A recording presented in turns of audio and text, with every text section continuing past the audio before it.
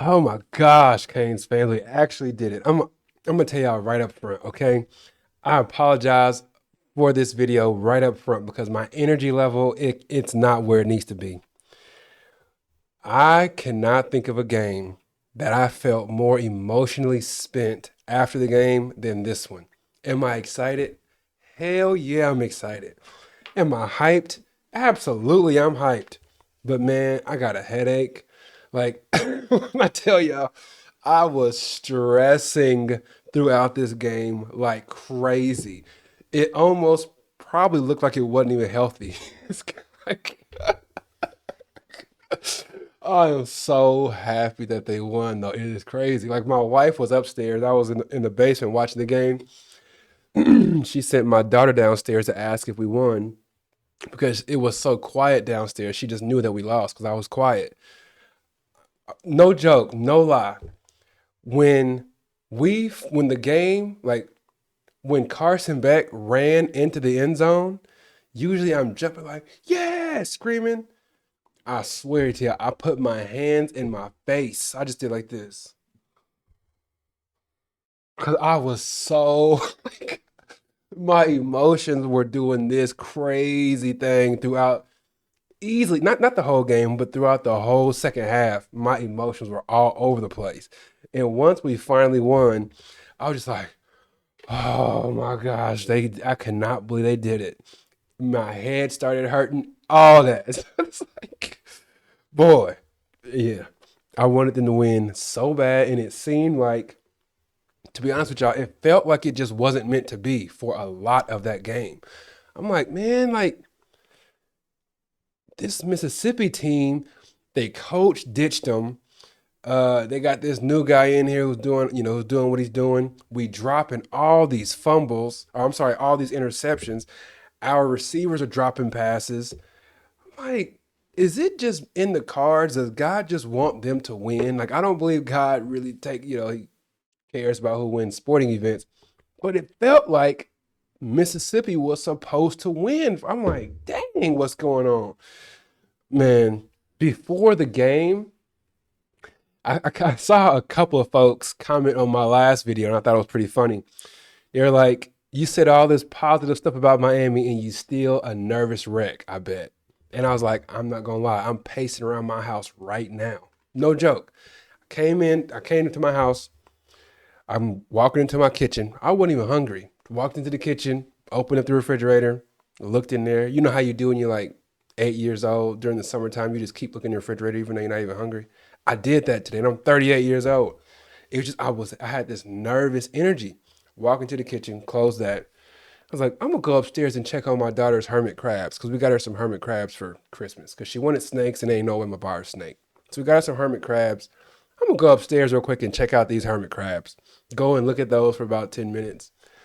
Okay, game starts in about 15 minutes or so, and I got this nervous energy still. Go back downstairs to the main level of my house, walking around, talking to my 5 year old, see what he's got going on. Go to my office, sit in my office, do a little bit of work, finish payroll, do all that stuff with my employees. Then I go back to the kitchen for what? I don't know. Wasn't even hungry. So then I go downstairs. I go to the kitchen in my basement, open up the refrigerator, nothing in there, close that, look in the freezer, close that, look at the counters, make sure those are clean, look at the floors, see if those are clean. I'm telling you, and then right then I noticed, bro, you tripping. You are crazy nervous about a football game that doesn't even really affect you. Like, I was like, this is crazy. I went to both of my kitchens looking in the refrigerator. Wasn't even hungry. Just trying to, I don't know, trying to get some of that nervous energy out, I guess. So let me go over. I don't know how long this video will be, to be honest with you, because like I said, my energy level is not quite there. I have a huge contract to negotiate in the morning, and I'm up late doing this because my Hurricanes won. Like, I'm nuts, right? My priorities are all over the place. So let me start. You know how we typically do these post-game instant reactions. What I typically do is I'll go through all the notes that I wrote out throughout the game, and I have a bunch of notes today, a bunch. So I probably won't go through all of them. If I do go through all of them, some of these will probably just be quick hitters and I'll just move right through it. But before we get into that, please do like the video, subscribe to the channel. Go continue building this thing one like and one subscription at a time. All right, so before we get into the first quarter, I typically go over just some big picture stuff that I noticed. So the first thing, I love my team having their attention on only the things that matter. I don't like any kind of distractions, not the jerseys. I don't like any distractions. Like, remember when Mark Richt was like, from now on, we're not going to wear any of these fancy jerseys. We're going to either wear white, green, or orange. That's all y'all going to get. That's kind of how I am too, because I think if you have all of your attention on what matters, you're not going to regret it. Like, if you win or lose, you're not going to say, man, I should have been focusing on the game. I should have been doing this or that. Before this game, I kind of felt like there was a little too much going on, if you know what I mean. There were former players walking out to the middle of the field, former players all over the sideline. I just thought that was, and I know teams do that, I get it, but I just felt like that was too much. I did love to see my man Cam Ward over there, though. I thought that was pretty cool that he came back for the game. But I just felt like it was too much of a distraction. You got these guys out here. You got Carson Beck playing in the biggest game of his life, and he's got Cam Ward right behind him on the sideline. And everybody, including me and everybody else, has been talking all season like, hell, Carson Beck ain't no Cam Ward. Like, you know what I'm saying? And now he's literally behind you, over your shoulder, standing there looking on the field. I just felt like that was a little added pressure that didn't need to be there. I like their focus to be on the only thing that matters, which is the football game. I don't want Edgerrin James walking out onto the field. I don't need any of that. I just want them to focus on the game. So maybe I'm old school. Call me old school. I am getting old now, but that's just my thoughts on that. The next thing, I've consistently said that I'm a KU Jayhawk fan because I grew up playing basketball and I've lived in Kansas my entire life. So naturally, I'm a Jayhawk fan. And what I learned about sports in general is the things that consistently pop up as a problem for your team, that is going to be what hurts you on your final loss of the season. I'm telling y'all, it's a fact. What do I mean by that? My Hurricane, let's say my Jayhawks, when I was like 15, 16, 17 years old, I would write those brackets out. And every year I picked the Jayhawks to win. And I'd say, oh, they're going to figure it out in the tournament. They're going to be just fine. Watch. They're going to figure it out. And let's say if one of the Jayhawks, if they had a problem with getting rebounds, they just get out-rebounded every single game. I'd say, trust me, they're going to figure it out come the tournament. And the last game that they lose in the tournament, guess what took them out? They got out-rebounded so bad that there was no way they could possibly win. That is what happens on the final game of almost any team. Whatever the bugaboo was the whole season, that's what's going to end up taking you out. That's just what it is. What has been part of the reason why, this is part of the reason why I say it felt like it wasn't meant to be for us. And part of why I just knew we lost this game at certain points. Everything that we struggled with throughout the season happened in this game. All of the things that we struggled with all season happened. Dropping the ball, our receivers dropping stuff, not coming through on big opportunities like tip balls that hit you right in the chest. Pre-snap false starts, holding penalties, not playing discipline just in general. Like all of that stuff was happening. And I was like, yep, whatever your bugaboo is the whole season, that is what's going to cause you to lose your last game of the season. And our bugaboo for the whole season was looking at us straight in our faces. How many times have we seen David Blay jump off sides and just run through somebody? How many times have we seen that? It's actually caused us some games, right? That kind of discipline issue caused us games. And he did it this game. How many times have we screamed at the TV because our offensive linemen are false starting? How many times have we screamed at our TV all season about that? And it happened multiple times this game. How many times this season did we have penalties for roughing the passer or just these, not just discipline stuff, roughing the passer, late hits. We've seen that stuff all throughout the season. And then it happened again tonight. I'm telling you, it was like tonight's game looked like a microcosm of what we've seen the entire season. It was like the greatest hits of our issues, or greatest hits of the Miami Hurricanes problems. They all happened tonight. Carson Beck looking shaky like he's looked before. All of this stuff, I'm talking about through the first 3 quarters, because he looked like Tom Brady that fourth quarter, baby. He was getting busy. But anyway, everything we struggled with, it was presenting itself right in front of me in this game. And I said, man, my old adage is, whatever you struggle with throughout the season, it's going to show its face in your last game of the season. And that's what's going to beat you. That's why I said, at some point, I said, damn, we done lost. And that, I think, is part of the reason why I feel so emotionally spent. Because I'm telling y'all, there's not too many folks that's more optimistic than me. But there were certain points in this game where I said, it's over. There's no way we can overcome this. It's just like... But anyway, let's go ahead and get into those notes now, man. Oh, another thing. Trinidad is as good as they say he is. I still hold to the fact that the offense they have him running in, he is a one-read quarterback most of the time. He knows what read he's going to before the play happens, and that's part of how we almost had 3 or 4 interceptions. As soon as he gets the ball in his hand, he stares down whomever he's throwing it to. And if that person's not open, he puts his head down and starts looking at the defensive linemen, seeing where they are, and scrambling like crazy. That's who Trinidad Shambliss is. But he is really good, though. Really, really good. Some of us thought that Texas A&M's quarterback was good. Some of us thought Florida State's quarterback was good. They got nothing on this young brother. He is cold. Cold. Okay, let's get to the first quarter. So, first defensive drive, sack on third down. We got a sack on first down. I love the fact that we started the game with a 3 and out. I thought that we would end up. So when I saw that first drive, I said, oh, yeah, we got these fools. We got these fools schemed up. They're not going to be able to do anything with us. And when we walked up, those linebackers on that first third down that Mississippi had, walked up the linebackers, 2 of them. I said, oh, they're going to bail out, and one of them is going to end up being a spy on the quarterback. But nope, they walked up to the line, and they actually came with the blitz on that. Ended up sacking him in the backfield. So when I saw that, I figured, oh, yeah, we gonna look nice. We're going to win by 2 scores like I kept telling folks we're going to win by.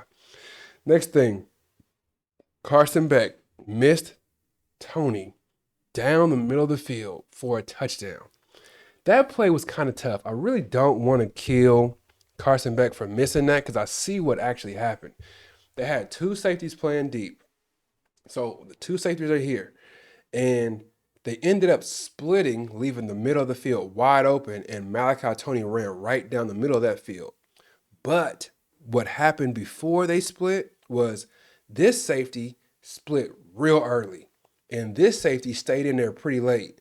And when Malachi Tony starts running down the middle of the field, just before this safety bailed and go the other direction, Carson Beck threw the ball away from this safety. He threw it way to the opposite direction, and Malachi Tony didn't notice that the ball was in the air. He's looking at this safety who's running away from him, and he's thinking the middle of the field's wide open, so I'm going to the middle. By the time he looks up, Tony's in the middle of the field, the ball's over towards the opposite direction of where that safety was lingering. So it's hard to blame him for that, but man, I was like, if we get a 3 and out, and then we follow up with a long touchdown, oh, we're going to be looking nice. That's what I was thinking. Feeling really good about that. So before the game, I did a podcast and I did an episode, and I mentioned I thought that Carson Beck was going to have the best offensive night that he's had since he's put on a Miami Hurricanes uniform. I really thought that. I didn't believe he was going to be throwing the ball deep all over the place. That's not what I expected. I figured he was going to throw a couple of quick slants. They would break, and this is what I said on the video.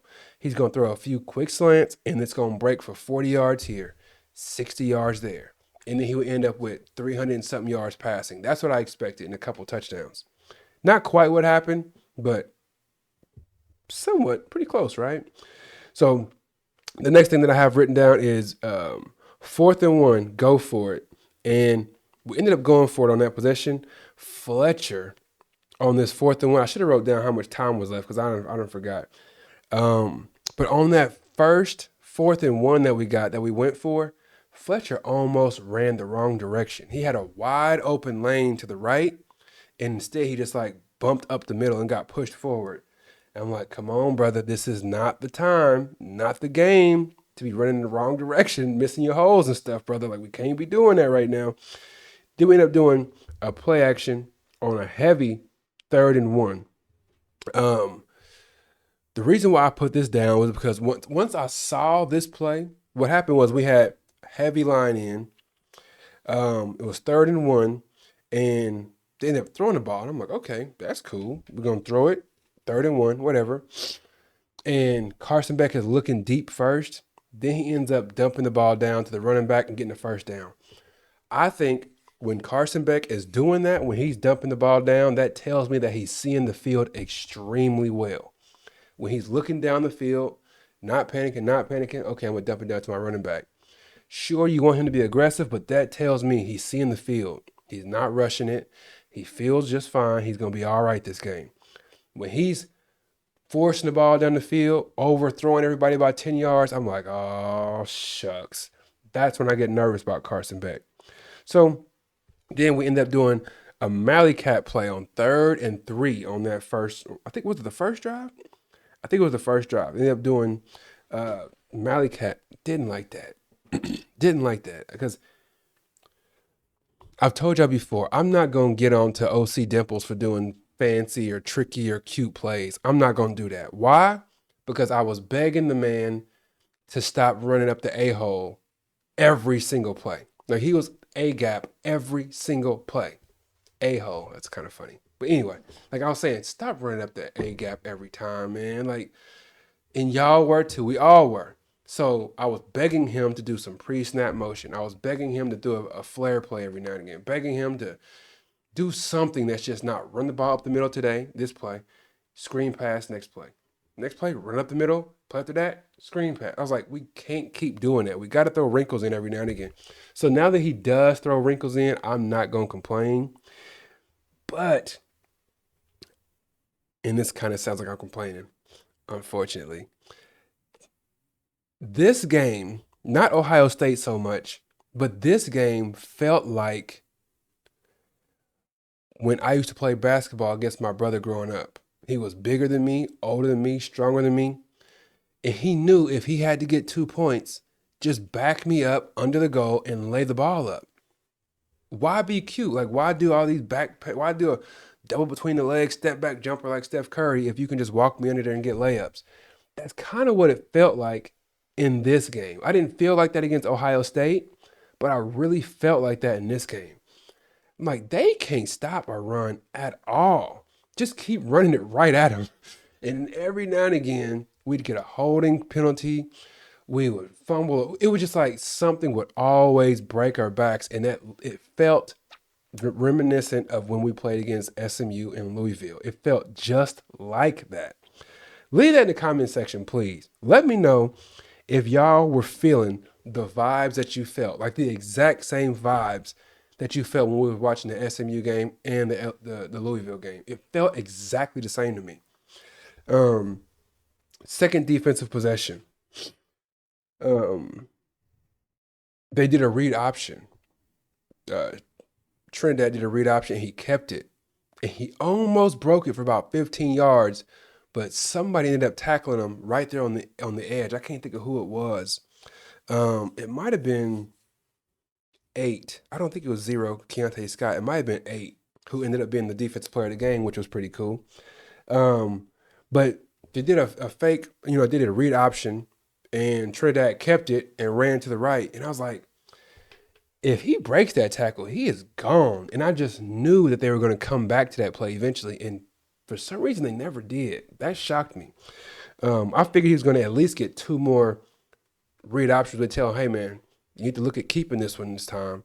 But they didn't do it. That kind of shocked me. Second defensive possession, 3rd down blitz with Scott. He came in there just like I was telling y'all before the game. If you're going to rush at this quarterback, he's only like 5'10". Put your hands up as high as you can get him and see if you can get a ball tipped. Unfortunately, Scott didn't get there, but he did end up forcing a really quick throw. They got the ball. It was like, what, third and, I think it was like 3rd and 8, 3rd and 9. They ended up getting like 6 yards, so they had to punt the ball to us. So we get the ball the next possession. I'm praying and hoping that we get super aggressive while not trying to force things, but unfortunately, that's just not what happened. Malachi Tony, that targeting hit, he got hit pretty hard, y'all. He a tough little dude. That dude is tough. But I did not see him coming back to that game because he got hit pretty hard. And then he popped right up, and when he got up, I said, oh yeah, that brother's probably concussed. He ran straight to the sideline, went into the tent, and I'll be damned if he come running right back on the field. That dude is made of something different. That would have had me, y'all would have had to get the stretcher for me. Game over. Get the stretcher. I'm done. But he got up, ran to the sideline on his own, went into the tent, came back out, played the rest of the game. He's a monster. He is a monster that none of us, I don't care who it is out there, none of us saw Malachi Tony. None of us saw that coming. This dude has been a godsend. He is ridiculous, man. Ridiculous. The way he sheds tackles, like, I think the word shed is perfect for Malachi Tony. It looks like defenders melt off of him. Like when he's got the ball, he bumps them and they just melt off. Almost like what Boise State, Genty. Almost like that, where they just melt off of dude. That's kind of what it feels like with Malachi Tony. It's really impressive. That targeting hit, it kind of makes me, so I typed in here, what is targeting nowadays? I thought targeting had to be, so that Malachi Tony hit, I honestly did not think that was targeting. I thought that you had to hit them with the top of your helmet and lunge towards them. That's what I thought you had to do. I thought you had to lunge at them with the top of your helmet and you hit their helmet square on, and that's targeting. A couple of plays in this game that got called for targeting, I didn't think they were. Or at least they got flagged for targeting. I didn't think they were. Next thing is backwards pass to Fletcher. He picked it up and ran it, thankfully. I have seen so many people in the NFL even. They get the ball thrown to them on the side, and the ball could have potentially been a backwards, like a lateral instead of a forward pass, and they just let the ball lay on the ground. But thankfully, Fletcher was in his right mind, picked it up, and advanced the ball a little bit. 3rd and 14, we ran a draw. It's kind of what I expected, even though I would have liked to be aggressive on 3rd and 14. I know OC Dimples doesn't want to have blood on his hands with Carson Beck out there throwing interceptions on 3rd and 14. So sometimes a draw does make sense. But, man, when you play against a team like Mississippi, I would rather us just be aggressive, see if we can get a 10 to 17 point lead real early, and see if they just die over there on the sideline. A lot of folks, if you let them hang into the game to the 3rd or 4th quarter, they get a little life into them and they think they can beat you. I'd rather be super aggressive at the beginning of the game with Ole Miss because they got their coach left. They got a quarterback who comes from a tiny school, came out of nowhere, it seems, wasn't even a starter. They promoted the defensive coordinator to the head coach, even though their defense is the weak point of their team. And it felt to me, if we were able to build a quick lead, they might start doubting themselves. Like, you know what? I did play for Ferris State or wherever the hell he played. Like, maybe I'm not built for this. And, I am the defensive coordinator of a team that the defense is the weak point. Maybe I'm not really cut out for this. If you do that, if you jump on them at the beginning, they'll die out before you know you're up 50 points. So I was really, really wanting to score those points. Unfortunately, it didn't happen. The next thing I have on here is David Blay offsides, all caps again, 3 or 4 exclamation points. I'm telling y'all, I've just about had it with David Blay. I don't know what his deal is. I don't know why he can't figure this out, but he has jumped offsides and ran through the center more than anybody I've ever seen in college or the NFL. He cannot figure it out. Remember in the movie Life? That one guy's name was Can't Get Right. That seems to be who David Blay is. We had we had Mississippi all bottled up. They could not figure out what was going on. They would go out there, 3 and out. Go out there again, couple plays, few plays here and there, punt the ball away. Then David Blay goes out there, jumps off sides. Then the next couple of plays, they run the ball right up his hole, right up his gap, and score a 70-something yard touchdown. Brother, that's probably why Moten said, nah, I'm going to play. Because he's like, this dude's mind is not in the game right now. Blay played a horrible game. F minus. Back when I was in school, we used to get U's. A U for unsatisfactory. That was worse than an F. He got a U today. A U is what he got. Terrible game. Horrible game. I've said before, I'm not going to say it. Nope, I'm not going to say it. I'm going to move on. Be cool. I'm going to move on. I'm going to move on. No, I'm not. So, Jaden Harris sucks. Yeah, I remember him from last year. Defensive back. His mom ended up contacting me in the comment section talking crazy. And I've said multiple times that he's the worst starter that Miami has ever had. Jaden Harris, the worst starter that we've ever had. He probably even be my cousin somehow, and I don't care. He was sorry as hell. He ends up going to Georgia, takes a picture throwing the U down. So it's going to be real nice playing them. Oh, sorry, they already lost. So I said Jaden Harris is the worst starter that we've ever had. David Blay frustrates me more than any starter that we've ever had. Ever. And I've been a fan since 2002. Stop jumping off sides, brother. You're right next to the football. It's right in front of you. Please figure that out. Please. Give him when you do stuff like that, when they haven't gotten a first down yet and they're concerned about what's going on, they don't know how they're going to get a first down, and they want to get a first down because that's how they get their tempo really going. And then it's 2nd and 8, and then you jump off sides and give them 2nd and 3. That's where that first down is going to come from. That's where their confidence is going to come from. And then they run right up your gap, and you give up a 70-yard touchdown. Like, all right, I'm going to go ahead and leave it alone after that. But David Blay has pissed me smooth off, for real. Second quarter. This is the 70-yard touchdown run by Lacey. They also, like, those safeties, they took some angles, kind of like what Jaden Harris was doing last year. Those were some horrible angles they took on that touchdown. They came running straight towards him and then turned and followed him up the field, just like Jaden Harris used to do. So that was kind of scary to see. I'm like, uh-oh, let's not have that happen again. And part of the reason why it was scary is because I did a whole video, maybe a 30-minute video. I never once talked about how Ole Miss's rushing game might be a problem for us. I'm like, damn, like, I'm supposed to be that guy that keeps everything, everything in mind and saying, hey, don't forget this, don't forget that. I said one thing about their rushing game the entire episode last week, and that comment was, I don't think they're gonna be able to run on us like that. That's all I said about it. The rest of it was about Trinidad running, like passing and running all over the field.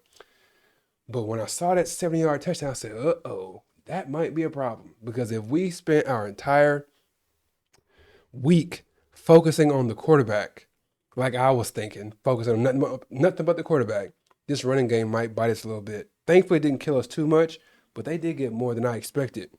Next, big catch by Moore on first down. Really nice to see him playing. Dude is a big body, real big body. So it was really nice to see him in the game. He caught a real big first down because the ball was behind him, and we've seen multiple players dropping passes that's behind him. So the fact that he brought that one in for that first down was really nice to see. Elijah Lofton, first down catch.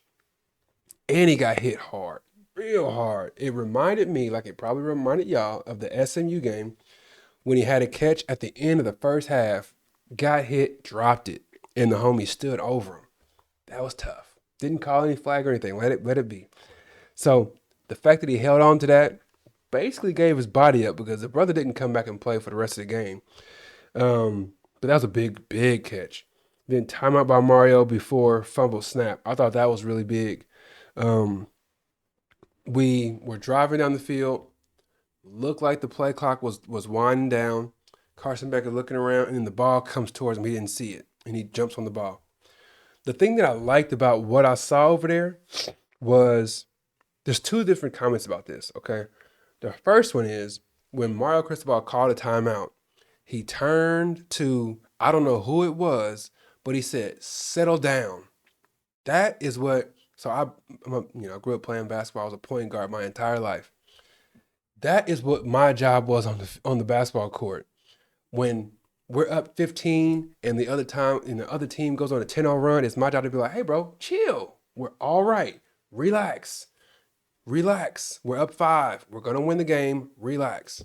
That was my job. And that's what Mario Cristobal was doing. Don't panic. Chill. Because it looked like it was an assistant coach who was like tripping, like, what are you doing? Like, why are you not lined up? Hey man, this is a big game. Relax. Calm down. We're still all right. If we start spazzing out on each other, it's gonna end poorly. So chill out. I loved the fact that he did that.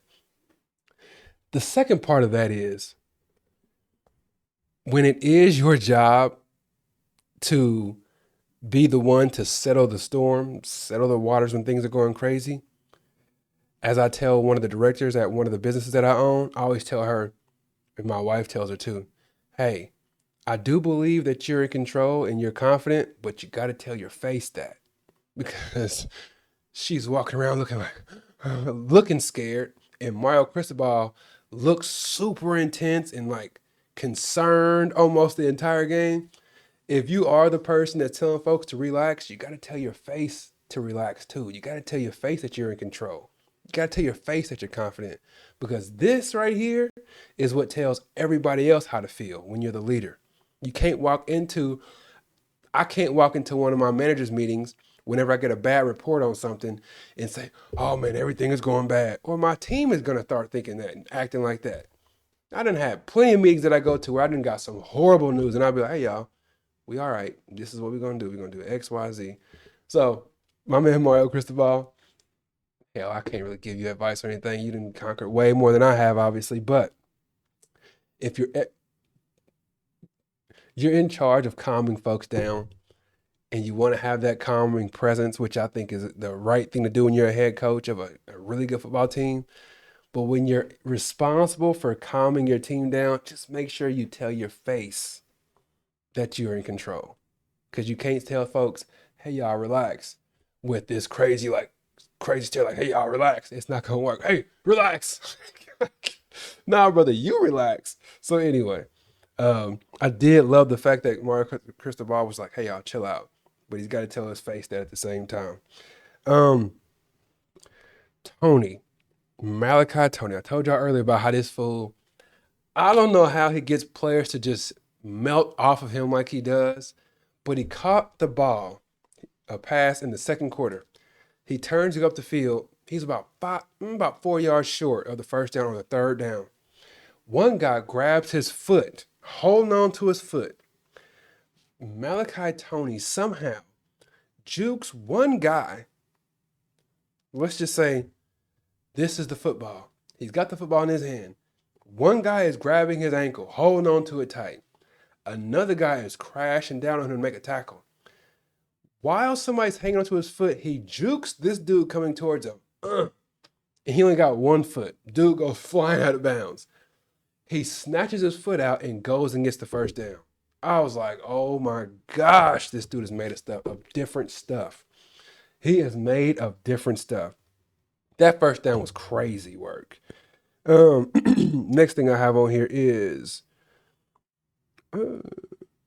Marty Brown, 1st and goal, slip. Oh, I was so irritated by that. We had a couple of times where I felt like, well, not a couple of times. Throughout the entire game, I kept saying, we got a big run out there somewhere. We just got to find it. And it felt to me like it was going to have to be a stretch play where we just get the ball. Beck takes a couple steps, stretches it out, and we get a handoff far outside. He runs outside the tackles and turns the corner and takes up the field for 40 or 50 yards. I kept telling myself, there's a huge running play, kind of like what Lacey got on us. I just felt like there was at least one of those in our team tonight, and we never found it. I believe the reason why we didn't find it is because we were so focused on like what Fletcher mentioned a couple weeks ago. Get your 4 down, get your 4 yards. Whatever you do on this down, make sure you get your 4 yards. And I think they were so focused on getting their 4 yards right up the middle that they never really committed to saying, I might bounce this thing outside 1 or 2 times here pretty soon to see what happens. Because there were multiple times, like on this play with Marty Brown. 1st and goal, 2nd quarter, we got the ball on like the 3-yard line. He gets the handoff, looks outside, it's wide open. And he decides to go there, but he slips and falls down on his butt. And they showed Mario Cristobal, he's like, damn it. Like he was hot, just like I was. Because I just feel like anytime we're supposed to score and we don't, we end up not scoring. We've done that with punt returns before the half. We've done that SMU game when Marty Brown ran up the wrong hole and he ran to the right, should have ran left for a touchdown. Next thing you know, we throw an interception. So he should have gone around the end on the right side and scored a touchdown. He did not and got, tackled by the grass. I'm like, well, we're probably not going to score here. I know I sound like a pessimistic fan. I promise you I'm not. But I just go based on the trends, baby. But anyway, the next play, thankfully they give the ball to Marty Brown, and he runs right up the middle for a touchdown. Beautiful thing, baby. Beautiful thing. Beautiful, beautiful thing. So the next thing I got on here, discipline problems.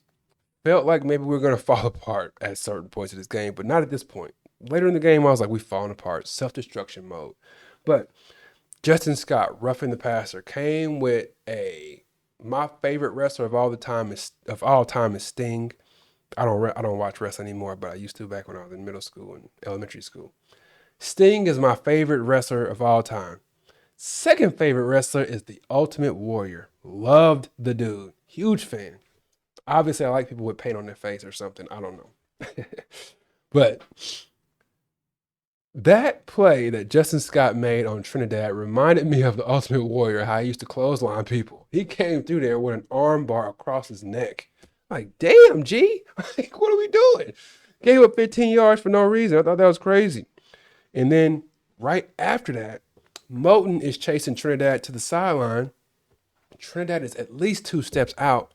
He just 2-hand shoves him into the bench. Should have called a 15-yarder on that.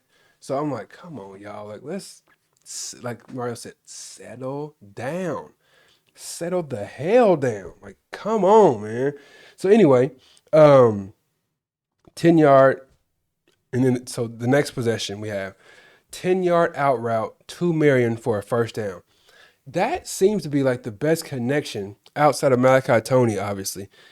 Marion has the best connection with Beck on the football team, it seems. In these last 4 or 5 games of the regular season up until now, they've done this they do like a 7 to 10 yard up and out route, and they've been hitting that like crazy all playoffs. It's super consistent. We just got to make sure that Carson Beck doesn't lean on it too much, because that's a pick 6 waiting to happen if you throw it too late. But anyway, it was nice to see that 1st down on that 50-yard touchdown to Marion. That was wonderful. So the cool thing about that play, I think it gets overlooked. Go back and look at that play. It kind of reminded me a little bit of Cam Ward last year, because he extended the play, ran to the right a little bit. And if you just extend the play, your receivers will get open eventually. They will. And the coolest thing about that play is he didn't really have to do too much to extend it, because the offensive line blocked so well. It almost looked like when Cam Ward would go back there and just stand flat-footed. Remember that? Like, he'd get the ball in his hand and just stand there with his feet flat on the ground. That's almost what Carson Beck was able to do on that play. Just go and look at how long he held the ball in the pocket with no one even close to him. The offensive line killed it on that play, and I was shocked that Kirk Herbstreit didn't mention that. Offensive line blocking on that was crazy, and Marion got behind the defense for a touchdown. That's when I started to feel like we might run away from these boys and go ahead and win by 17, 3+ scores. Not so fast, my friend. So after we scored that touchdown, my first thought was, let's get a real quick stop. Then let's get aggressive and get a field goal out of this and go up 10 instead of just being up 7. Let's get real aggressive here. So that was the goal. They end up going 3 and out. Then we get the ball. And hell, we go 3 and out. I was pissed off. Like, what are we doing? And then next thing you know, we give up a field goal. But before the field goal that we gave up, my man Dylan Day, he's the first culprit to miss an interception. And it's so frustrating when we miss interceptions and it leads to points, that makes it just so much more monumental. So we're up 7, looks like we're gonna go up 10. We end up not scoring ourselves. We have an interception that we dropped that could have potentially gone the other direction for a touchdown. He drops the interception and we end up giving up a field goal. So instead of going into the halftime up 10 with their quarterback's confidence dropped, we go up only 4 points and they're feeling real good about what they got going on. That had me a little bit shook, just a little bit. Because those 3 points before halftime felt huge. That kicker they got is a problem. That brother kicked that mug from 58. He can probably make one from 60 something. You mess around. That dude can kick the ball for real. So third quarter, Beck switches third down. I need to look up what our third down. I'll do that on my next video. I'll talk about more stats. I don't really want to get into stats too much. But we did exceptionally well with our third down conversions. We got to third down a little too often, if you ask me. But our third down conversion was crazy, I believe. I haven't looked at the numbers, but I believe it had to have been crazy. So Beck switches third down to a screen on a blitz, and it got us a first down. So the first few weeks, I don't know if it was because Carson Beck didn't have the strongest command of the offense yet, or I don't know what it was, but he wasn't really changing the plays at the line of scrimmage. But in this possession, our first possession after the third quarter, or after third quarter started, he looked at what they were in. He told Malachi Tony and I think CJ Daniels, to switch. He's like, switch. So they go and switch sides. And he's like, they're in a so-and-so. And then he ended up changing it to a screenplay. And it was the perfect play call because they had a blitz coming. Ended up getting the first down on that. Beautiful thing to see. And that's what you should get out of your quarterback who's been in college for 6 or 7 years, however long he's been in college. That's what you expect from a quarterback that you've been paying multiple millions of dollars to and who's been in college for all these years. You expect that. Then Fletcher runs the ball right up the middle and got like probably the biggest pile push that we've seen this year. I don't know how many yards it went. I think it went like 10 yards. And that's what I was screaming at the TV for the entire first half and the rest of the second half. Running backs, do not just go down. I know they're fighting I know the defenders are punching at the ball, so I get that. But don't just go down. If you can, stand up because your offensive lineman, they're going to come and push you forward. They're going to do it. And there was multiple times where I saw either 6 or 4 just go down instead of being taken down to the ground. Didn't like that. I think we got to give the offensive linemen more opportunities to come and push the pile forward because they do that exceptionally well, better than any team I've seen before. So anyway, we had the offense moving forward. Then we called the old flea flicker. And I'm like, shucks. Again, I'm not going to complain about him calling these plays because I've begged for it for so long. Now he's doing it. I can't really complain about it. It just feels like when he does call them, it feels like it's forced and it doesn't complement what he's been calling. It just seemed like that came out of nowhere. Again, if you're pushing the pile 10 yards forward and you're running it right down their throat, again, if my brother's able to back me down and get layups all game, why would he do a double between the legs, step back 3-pointer? That's what that was. That flea flicker was a 2-time between the legs, step back 3 ball. We don't need that, brother. Take them to the paint and drown them. That's all it is to it. So when they did that flea flicker, I'm like, dang, G, like we don't need that because that killed the whole drive. Ended up throwing the ball away. But, intentional grounding. So instead of it being second or I forgot what down it ended up being, I think it was second down. It was like 2nd and 22 or something crazy like that. The drive was dead after that. No field goal, no nothing. And then that's the drive that Carter Davis ended up missing a field goal. There was one play that I want to specify on that drive. I think it was the first drive of the second half. The thing that I typed out on here is CJ Daniels must be stronger on his routes. What do I mean by that? He's a pretty good contested ball catcher. Like he's pretty good at that. When it's a high ball, he can go up there and get it. But oftentimes, when he's running down the field and he feels contact, he just crumbles and drops to the ground.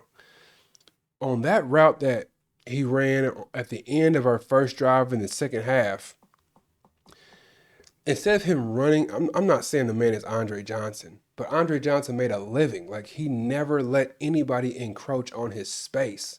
If he was running like a 10-yard dig route, he gonna run and turn around and he gonna have his arms out and you're not getting in this space.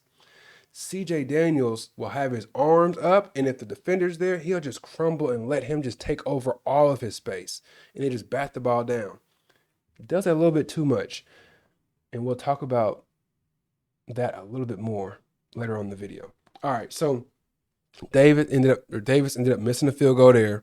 And I said, oh, hell, what's going to happen now with these field goals?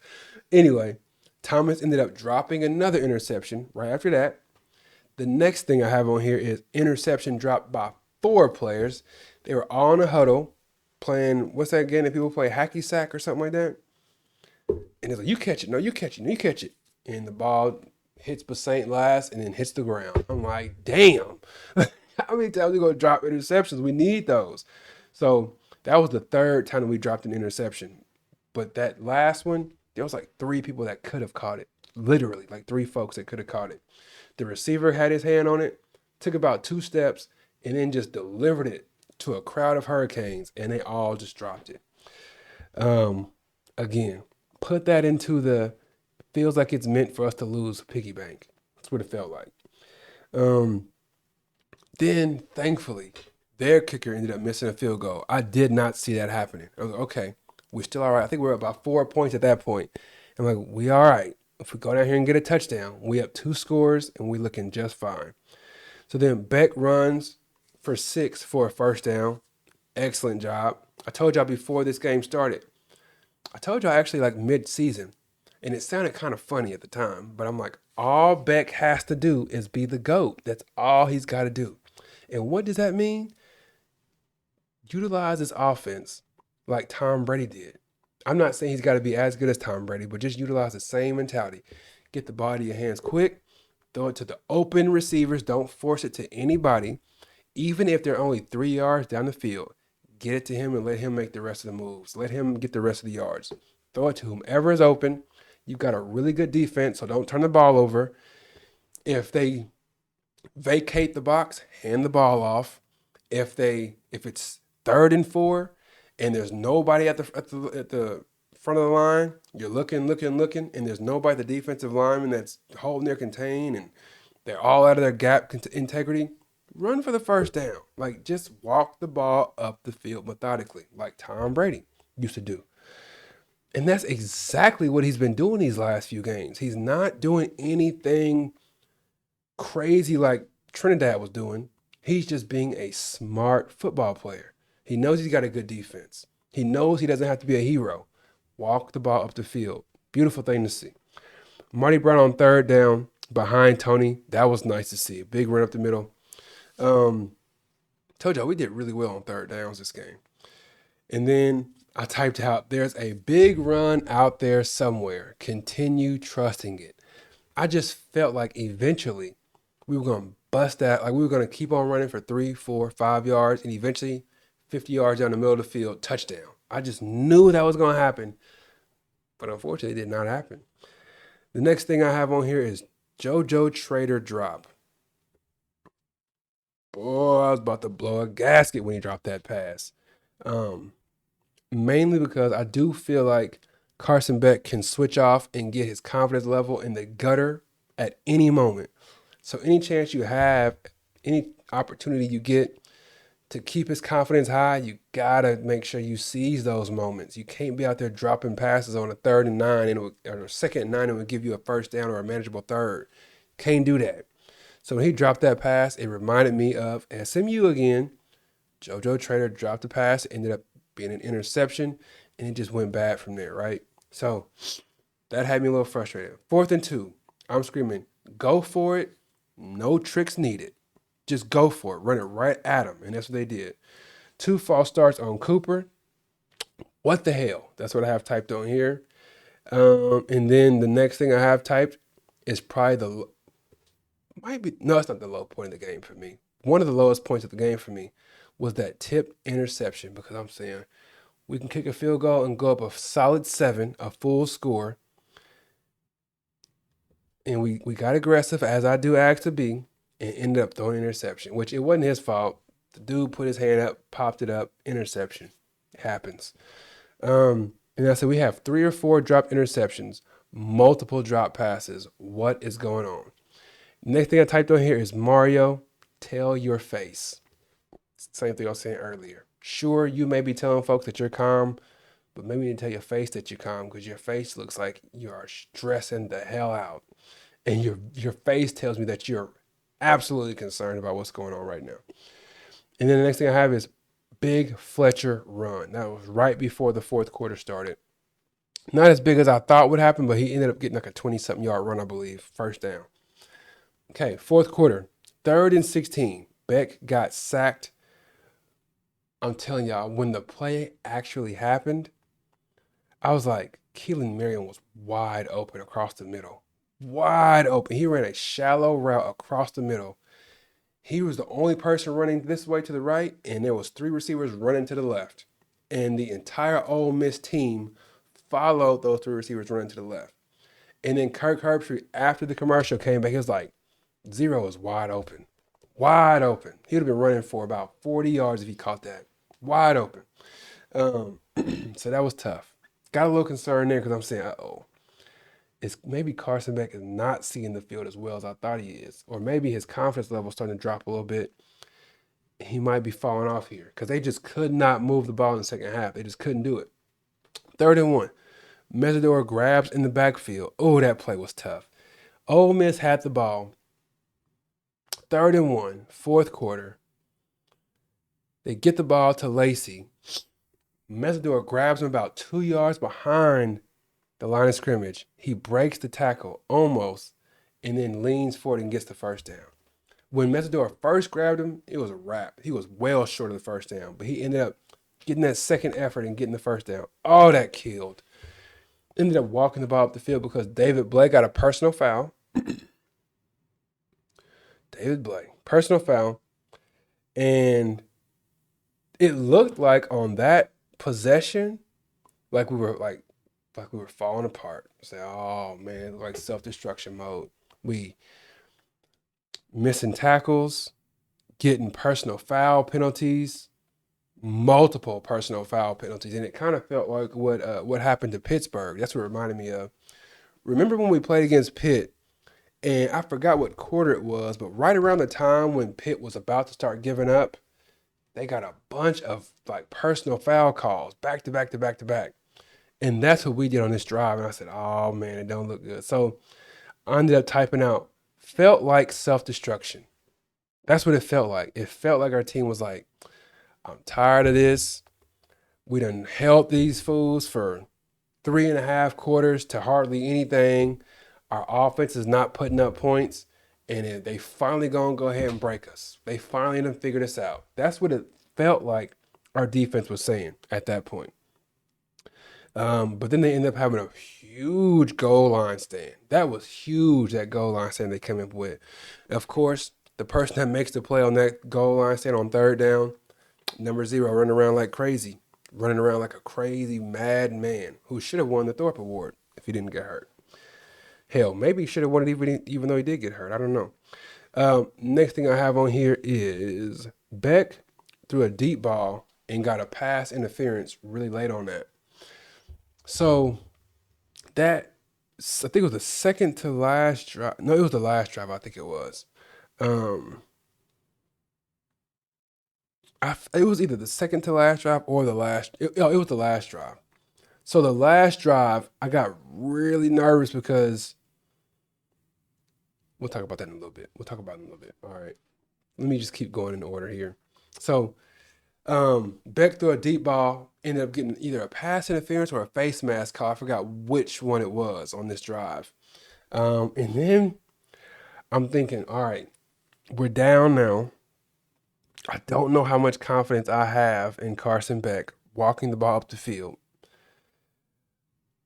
I keep saying to myself, and I keep saying to y'all, what Carson Beck needs to be is Tom Brady. Just walk it up the field. You'll find people open. Short little passes are going to be open, and eventually somebody's going to bite on it, and you go over the top on them. Just simple Tom Brady stuff. But I'm like, I don't know how much confidence I have in Carson Beck after I've seen him fail at this multiple times. I've seen him fail at it multiple times. And I'm like, we're going to have to throw the ball. We're not going to be able to run the ball like we did against Texas A&M, like we did against a couple of other teams. We're not going to be able to do that. We got to throw the ball. And I'm like, I don't feel good about us doing this right now. So the second to last drive, we end up run the ball, screen pass, run the ball. We were extremely safe and extremely conservative. And I'll be damned if they threw the ball to Tony and he's running. I'm like, he gonna get about 5 yards. He'll get a first down. He'll get 20. He gonna score a touchdown. Like, that play was crazy. Ended up taking the lead. So then I'm saying, all right, we got lucky. We got a late touchdown. Now we're winning again. We got the lead. We got to close these boys out. Do not let them walk up there and score a touchdown. Please don't let that happen, because we kind of got like a fluky touchdown here, because we didn't have to have Carson Beck pushing the ball down the field. Hand the ball off, screen pass. Hand it off, screen pass. And then one of those screen passes just so happened to break for a touchdown. Lucky, not fluky, but you get what I'm saying. Fortunate touchdown. Let's say it was a fortunate touchdown. So I'm thinking, we got to hold these fools, because I don't think that we can walk the ball up the field and score again. That was our fluke touchdown. We cannot expect that again. Because honestly, I have not had a lot of confidence in Carson Beck, and I've mentioned that multiple times. I don't think he sucks. I don't have a lot of confidence in him based on the things that I've seen. So, and that leads me to what I'll talk about later on in this video. So, after that, I type in here, pick 6 for the Canes. I'm like, we're up. What is it? 4 at that point? 5? I forgot how much we were up. I think we were up by 6, actually. Anyway, I'm like, we're winning. If we get a pick 6 here, game's over. We go up 2 scores, only like 4 or 5 minutes left. Game's over. Walk off. Beautiful way to win the game. That's what I typed on. Pick 6 for the Canes. Boy, was I wrong. Miami 3rd and 8. Well, they end up just walking down the field, which I did not see that happening. I figured our defense was going to bow up and keep them out of the end zone. I thought maybe Bain would be able to do something, or Mesidor would be able to do something. But the way that they blocked them all night, the way they got the ball out of his hands so quickly, there wasn't much Bain could do. I don't think anybody could blame him or Mesidor for not, quote unquote, showing up in the stat book tonight. There wasn't really much they could do. That ball was coming out so fast, they couldn't do anything. So they walked the ball all the way up the field and scored a touchdown. So I'm like, hell, we got a fluke touchdown on the last one. Sorry for keep saying fluke. Obviously, it wasn't a fluke. It's just a lack of better word, lack of better words. All right. So I just didn't feel real confident being able to score again, especially with just a couple, like 2.5 minutes left.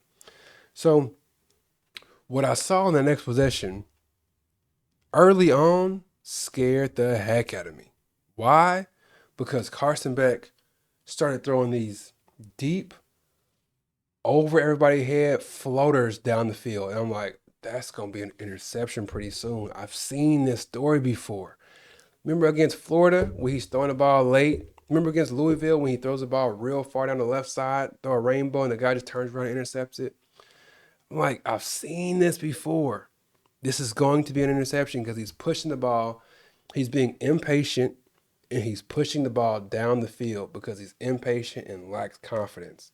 That was my thinking, especially at the beginning of that drive. Just go and look at it. Look at how many times he was looking down the field to throw the ball.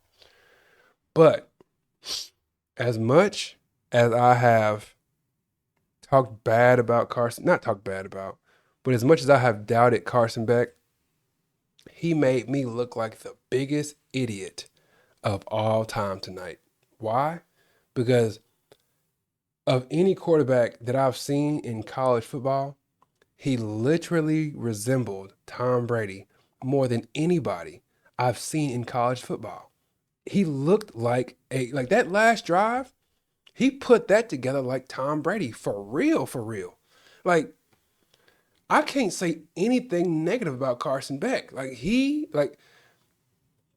that last drive, y'all, I just knew we were gonna lose. I'm like, when is the interception coming, y'all? Like I was just like scared to look at the TV because I'm like, we should be able to walk it down the field, but we don't have any time to run the ball. We got a what was it? A pass interference. And I'm like, okay, we should be able to run the ball now. And I look up and I'm like, no, we have like the 50-yard line. We can't run. It's only a minute and 8 seconds left. We can't run here. Got to continue throwing it.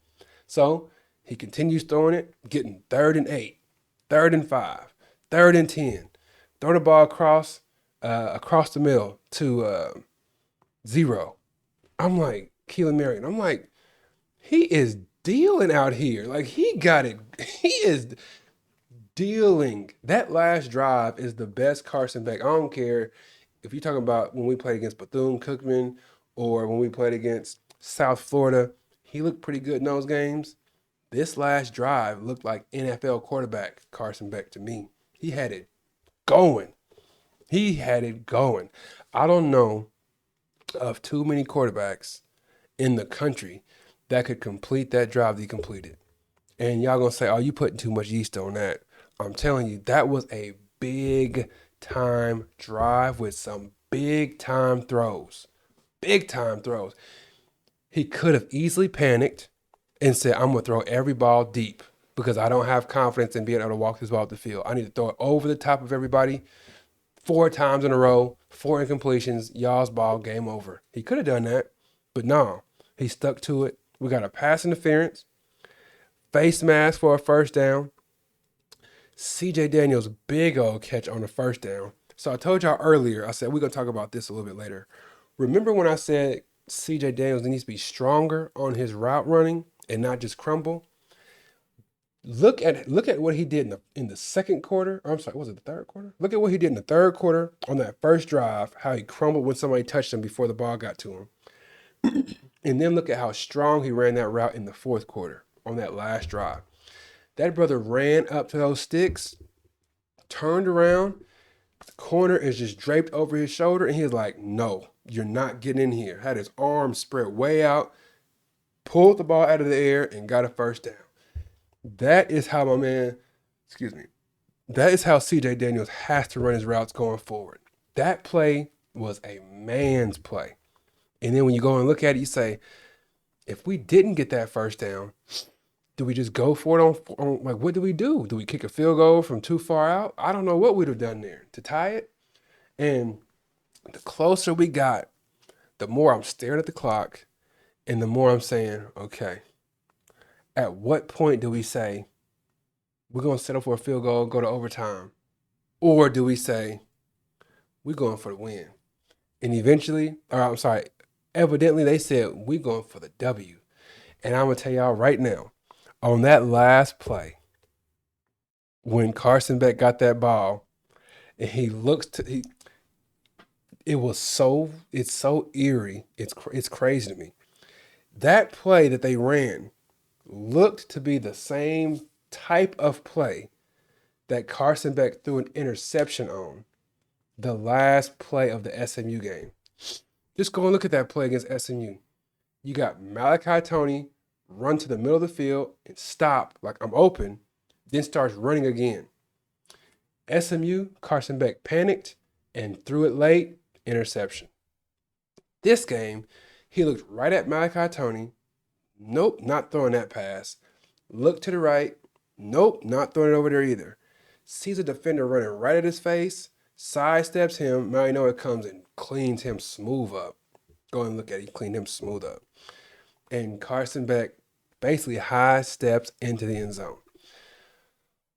Usually when this stuff happens, I'm screaming and hollering.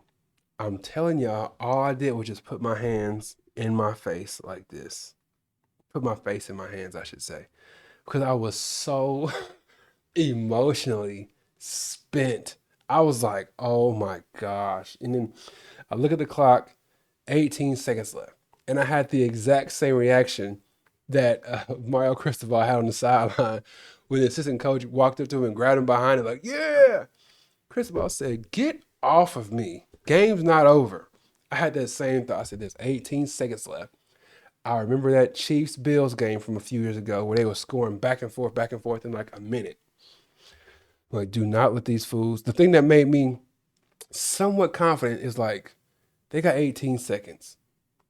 Every play is going to take about 6 seconds. So that means they got to go from like the 25 all the way to the touchdown in like 3 plays. So I'm like, we should be all right. But then they get that first play, big gain. I said, oh boy.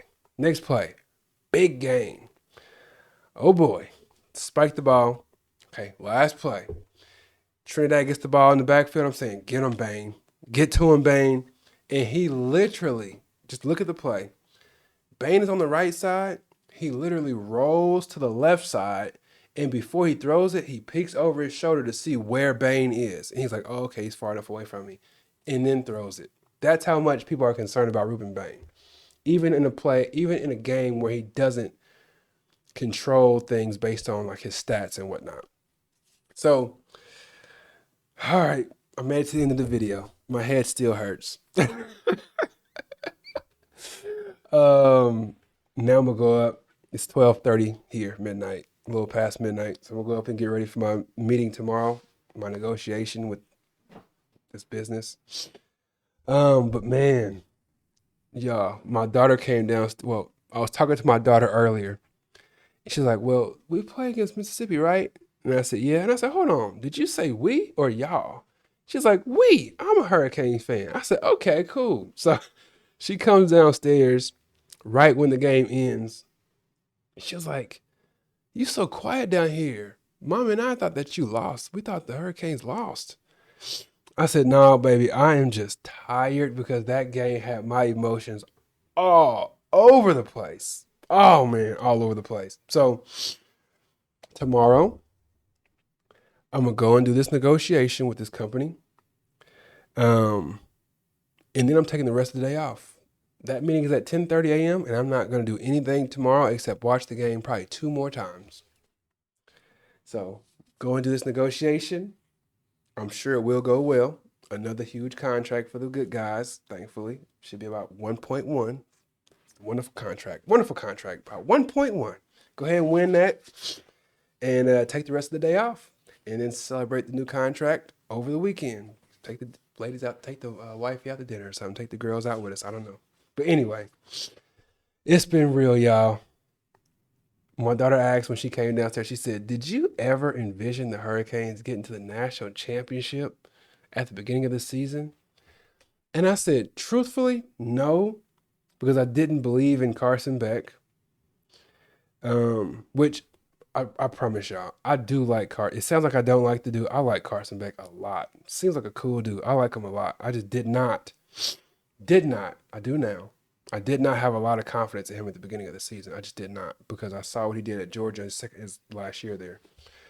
And I thought a lot of the blame was on his shoulders. But that $4 million, or however much it was that they paid him, it's got to be worth it, y'all. We're in the national championship. He conducted the biggest drive that the Hurricanes have had in who knows how long. I don't know, like probably 40 years. I don't know how long. Like that drive that he had was crazy important. We didn't have to have a drive that big in 2001. We won the championship by like 30 points. So you know what I'm saying? So like that's a question that y'all can answer in the comment section. When has Miami Hurricanes had a drive that big, that important? I can't think of one bigger than that, more important than that. So anyway, kudos to Carson Beck. I'll say this and I'm not joking. I'm not an emotional guy. My employees, my wife, my kids, they can all tell you that. I'm not an emotional guy at all. Usually I'm pretty, we can win $1 million contract. We could lose $1 million contract. In my reaction, I'm going to look exactly the same. When they won that game, the way that they won it with Carson Beck actually coming through the way he did, it didn't make me want to cry or anything, but it made me like, I don't know, like so happy for him that it's weird almost. Like I was, because I've been one of the doubters. I've been one of the people saying, Carson Beck ain't got it, man. He's not the guy. And you could imagine how much he's seen that, read that, heard that, felt that at times. And then he got pushed aside by Georgia like he did. And for him to come through like he did and then stand on the stage and hold the MVP trophy of the offensive player of the game, that if that doesn't give you goosebumps, I don't know, man. Something might be wrong with you. And again, I'm not emotional. I've never cried on a movie before. I'm just not that kind of guy. Nothing wrong with it, but that's just not who I am. But I watched that and I literally got goosebumps all over because I'm like, this is a dude who's been doubted by so many people, even by me. And he proved me wrong. Like you have to respect that. So 20 years from now, when they ask me about Carson Beck, I'm gonna say that's one person that I believed wasn't very good. Still think that he lacks some things, but the dude's got crazy heart. And when a huge situation got dropped right in front of him, he answered the bell. You gotta respect it. You gotta respect it. So, you've heard people say, like, you may not like me, but you gotta respect me. I respect the hell out of Carson Beck, for sure. My respect level for him has gone up so crazy. It's unbelievable. Kudos to Carson Beck for doing what he did tonight for the Hurricanes. Kudos to CJ Daniels for having some tough catches. Kudos to the defense for hanging in there. Y'all played a good offensive team and y'all hung in there, especially when y'all didn't have your fastball tonight. The reason why the Hurricanes are so good, not just the defense, but the reason why the Hurricanes are so good is because they got two cheat codes coming off the corners every down. And you basically can't drop back and pass on them. So the fact that that was just nixed, they just threw that out. You're not going to use that tonight. And y'all still figured out like that cheat code that we have with Mesidor over here and Bain over here, that dictates how our offense plays. That's how much of a cheat code that is. And the fact that that was just rendered nil tonight and y'all still figured out how to win, all you can say is kudos to y'all, man. And kudos, like, for real. Straight up. That's all that I got, man. I told y'all, I know y'all, this dude is pessimistic. I told y'all before this game, I felt wonderful about the way that we were coming into the Texas A&M game. I just knew we were going to win that game. I felt really good about us going into the Ohio State game. Heck, we all, Hurricanes fans, y'all, me, all of us, we had this quiet confidence about us. Like, that's all right. Y'all go ahead and get real confident over there, get real cocky. We're going to be quiet. We know what we got. We got this baseball bat waiting behind our back and smack y'all up the head with it when the game starts. Everybody had this quiet confidence. Ohio State, Texas A&M. But this one, I was pretty concerned about it. It's like, I don't know, man. They got this quarterback who can use his legs, and he's super accurate. They do the stuff that SMU and Louisville do. They do all the stuff that both of them teams do. Their defense isn't so great, but our offense hadn't looked so great either. So all of those, and we weren't the underdogs anymore. We couldn't bank on that to get that motivation and that extra focus. Couldn't bank on it. Couldn't bank on having the chip on our shoulders for not making the playoffs, because the chip on their shoulder, meaning our opponent, was bigger than ours.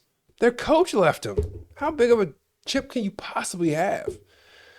So I didn't have a whole lot of confidence in it, and I felt like at some points, some parts of that game, it was like, man, this just does not seem meant to be. It just seemed like It felt like we were just supposed to lose at certain points of that game. But thankfully, the Hurricanes players didn't have that thought process because they came through when it counted, got the W.